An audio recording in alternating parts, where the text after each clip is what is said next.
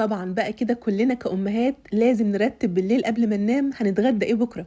أنا يا جماعة لأ، وخصوصًا بقى طول الشتا، أنا لازم قبل ما أنام أعمل كيكة البرتقان. أنا بالنسبة لي كيكة البرتقان دي أهم حاجة في حياتي طول الشتا، للفطار، للعشا، للغدا ممكن. أنا أهم حاجة في حياتي صينية كيكة البرتقال لازم تكون موجودة. ويالّا بقى علشان أقول لكم الإزازة السحرية اللي باعمل بيها كيكة البرتقال من غير ما يكون عندي برتقان طول السنة، وبتكون يا جماعة خطيرة حرفيًا. هنجيب بقى الخلاط بتاعنا، هنعمل الكيكة بتاعتنا النهارده في الخلاط من الأول للآخر.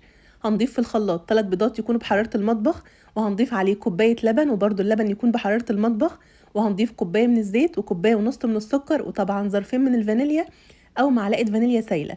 والإزازة دي يا جماعة هناخد منها معلقة صغيرة وهي أسانس البرتقان، دي موجودة عند كل العطارين. حرفيا معلقة صغيرة منها بتخلي طعم الكيك وريحتها في حتة تانية خالص. هنضرب بقى المكونات بتاعتنا كويس جدا في الخلاط زي ما انتم شايفين كده، وهننزل بالدقيق برضو بنفس الكوباية اللي احنا معايرين بيها الزيت والسكر واللبن. وعلى فكرة يا جماعة أنا مستخدمة النهاردة زيت التموين، يعني أي زيت موجود عندك اعملي بيه. زي ما انتم شايفين كده هننزل بالدقيق كوبايه كوبايه بالتدريج، وما شاء الله يا جماعه خلاطها فار قوي جدا. عايزه اقول لكم ان انا ما قلبتش الدقيق ولا تقليبه واحده بس كده بمعلقه ولا سباتيولا.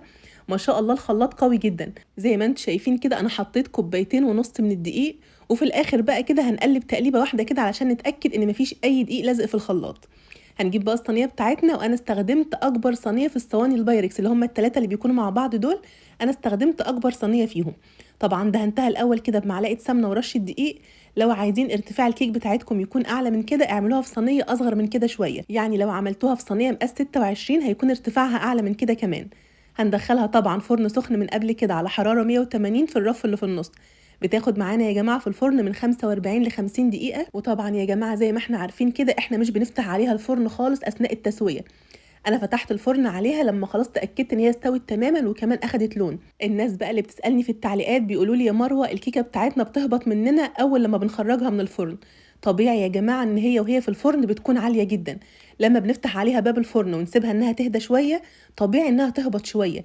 يعني زي ما انتم شايفين كده هي كانت في الفرن كانت اعلى من كده. لما سبتها تهدى شويه وخرجتها من الفرن اخدت المستوى الطبيعي بتاعها في الارتفاع. فلازم تعملوا حسابكم ان هي لما تخرج من الفرن هتهبط معاكم كمان شويه. طبعا انا خرجتها من الفرن وهي سخنه جدا.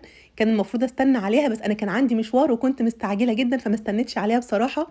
انا قلبتها زي ما انتم شايفين كده وهي سخنه جدا.